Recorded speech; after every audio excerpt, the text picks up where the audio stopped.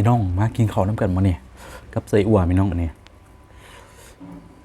ปิ้งแล่นไปอันนอกนิดนึงกลับมาดำหมดเลย มาพี่น้องแซ่บเหมือนกันใส่อั่วจะมีโอเกิงครับอั่วหวานพอเราอยากซิมอยากร้องก็สั่งเลยทุกคนมาเจียวปลาบั้มหยอกผักหอม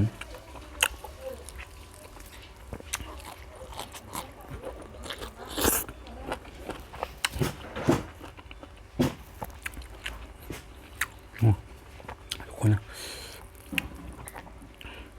ซีเน้นๆเลย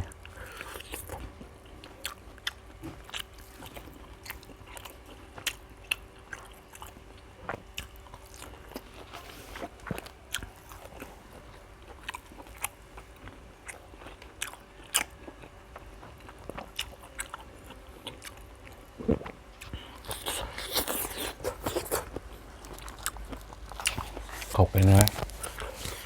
เม็ดมันจะเป็นเหมือนโดน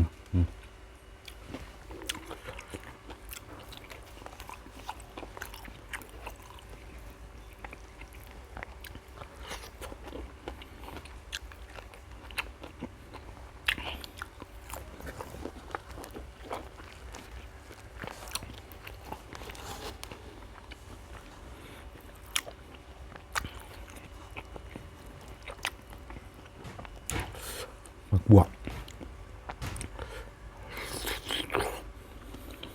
มันห้อนเนาะ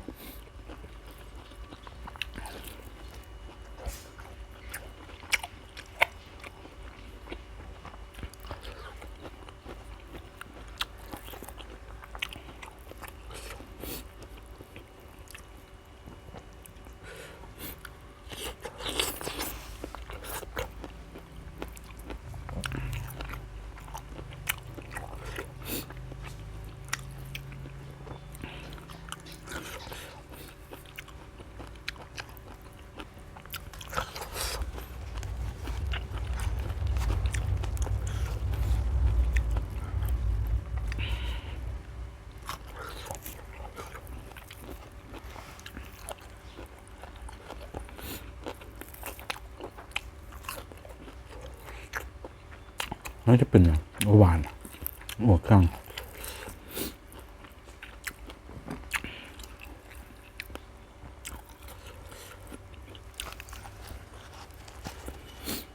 เหมาะกับ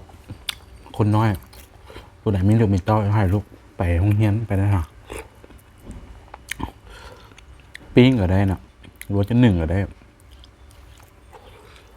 อาหารจะให้มันหอมมันแซ่บมันปิ้งก่อนเวลาเขาหนึ่งมันจะบุหอมไปนะ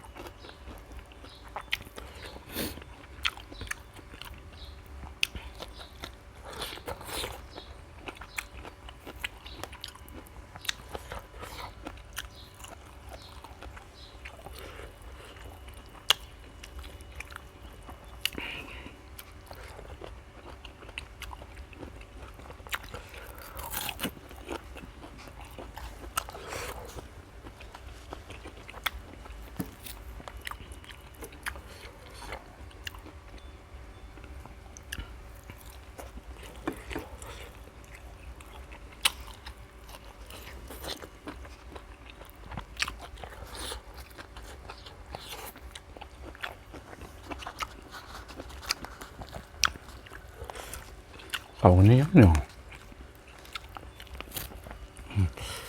ปุ่นนะเหนียวสุดเลยเขาเย็นแบบอุ่นขึ้น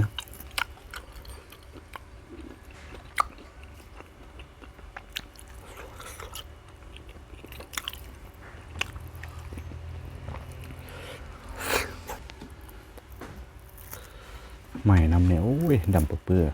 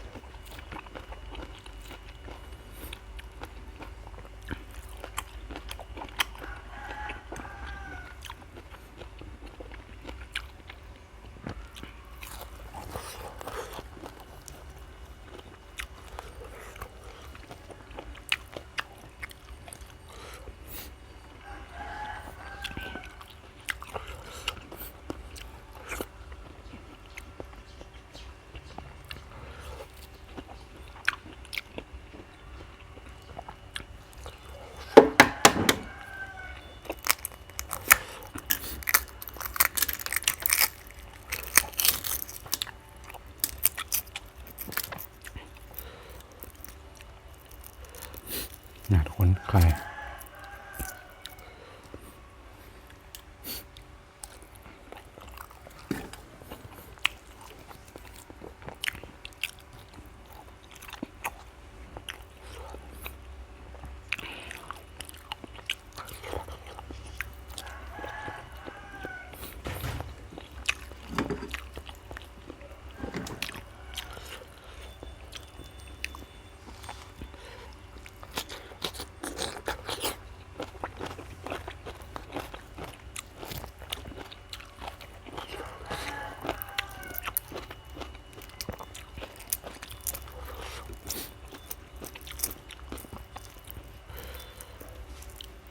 แกะยาก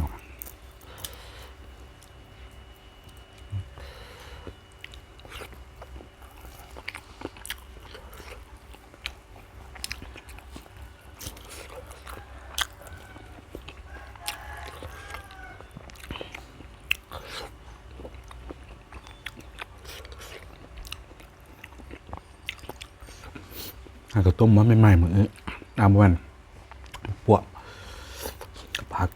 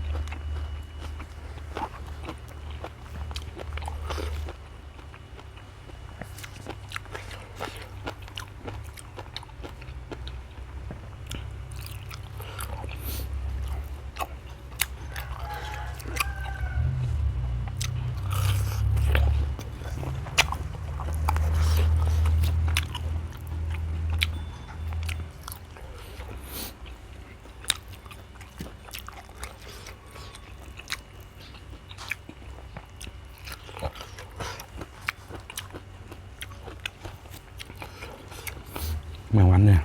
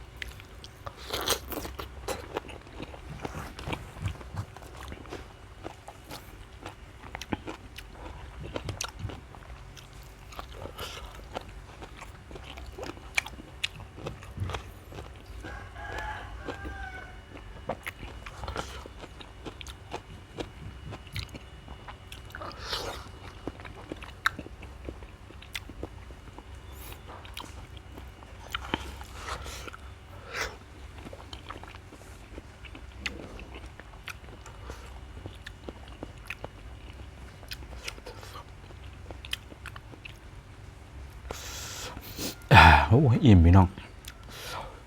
ยังอยู่ยังหลายคอเลยไว้กินแมลงต่อ ขอปิ้งไว้เพื่อเนี่ยเพื่อกินแมลงทุกคนก่อนจากกันไปฝากไส้อั่วทุกคนพยากเนาะอยากสั่งได้จะมีอูเครื่องกับบัวหวานทุกคน2 สุกว้าทุกคนสำหรับวันนี้กะยกปัตตานีก่อนนะก่อนจะจากกันไปอย่าลืมเกาฝากคอมเมนต์กดไลค์กดแชร์ติดตามทุกคนอะไรที่มีไปแล้วสวัสดี